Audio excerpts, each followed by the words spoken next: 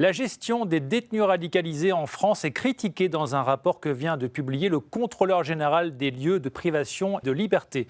Avant d'en parler avec notre invité, voyons le nombre de détenus actuellement incarcérés en France, détenus radicalisés. Ils sont environ 1500, un chiffre qui a quasiment doublé par rapport à 2015. Ces détenus sont à répartir en deux catégories. D'abord, ceux qui sont emprisonnés pour des faits en lien avec le terrorisme islamiste. Ils sont plus de 500, dont certains qui sont toujours en attente de leur procès.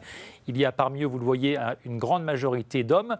Et puis il y a une deuxième catégorie, ce sont les détenus emprisonnés pour des faits de droit commun et qui sont suivis en raison de leur ancrage dans un mouvement de radicalisation islamiste.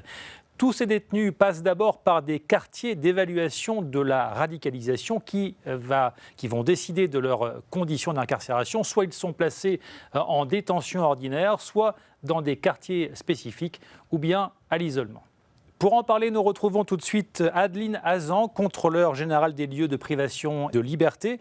Alors, dans votre rapport, vous estimez qu'il y a quelque part un manque de clarté dans la gestion des détenus radicalisés ? On y trouve, dans ces détenus radicalisés ou susceptibles de l'être, on y trouve à la fois des personnes comme des jeunes ayant voulu aller à l'époque en Syrie, et des djihadistes très ancrés dans un processus de violence. Et le problème de les traiter tous de la même façon ne me semble pas conforme aux droits fondamentaux, notamment par le fait que la façon dont ils sont traités revêt des dispositifs de sécurité complètement dérogatoires au droit commun, et j'estime qu'on ne peut pas les appliquer à l'ensemble de ces détenus sans individualisation. Donc il y a plusieurs catégories de détenus radicalisés, mais vous, ce que vous dénoncez, c'est quelque part une uniformisation de leur prise en charge.